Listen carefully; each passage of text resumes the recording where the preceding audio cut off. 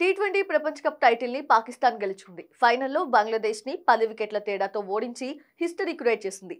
పాక్ జట్టు ఈ టైటిల్ గెలవడం హిస్టరీలో ఇదే మొదటిసారి. ఈ టైటిల్ పోరులో తొలుత బ్యాటింగ్ చేసిన బంగ్లాదేశ్ నిర్ణీత 20 ఓవర్స్ లో 139 రన్స్ చేయగలిగింది. టార్గెట్ ఛేదనలో పాకిస్తాన్ కేవలం 11 ఓవర్స్ లో వికెట్ నష్టపోకుండా లక్ష్యాన్ని చేరుకొని మొదటిసారి అందుల ప్రపంచ కప్ ని గెలుచుకుంది.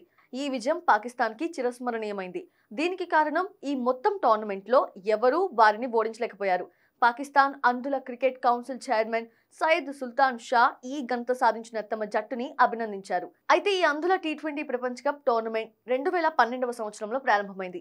మొదటి ఎడిషన్ లోనే టైటిల్ గెలిచిన భారత జట్టు ఆ తర్వాత 2017, 2022లో ప్రపంచ కప్ టైటిల్ ని గెలుచుకుంది.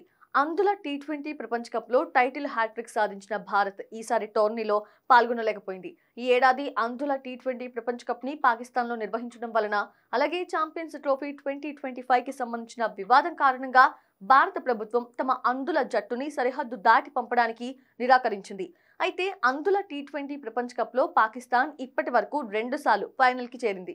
2012, 2017 ఎడిషన్స్ లో వారు భారత్ చేతిలో ఓడిపోయారు. ఇప్పుడు 2024లో ఎట్టకేలకి పాకిస్తాన్ జట్టు ఓటమి ట్రెండ్ కి స్వస్తి పలికి తొలి టైటిల్ ని కైవసం చేసుకుంది.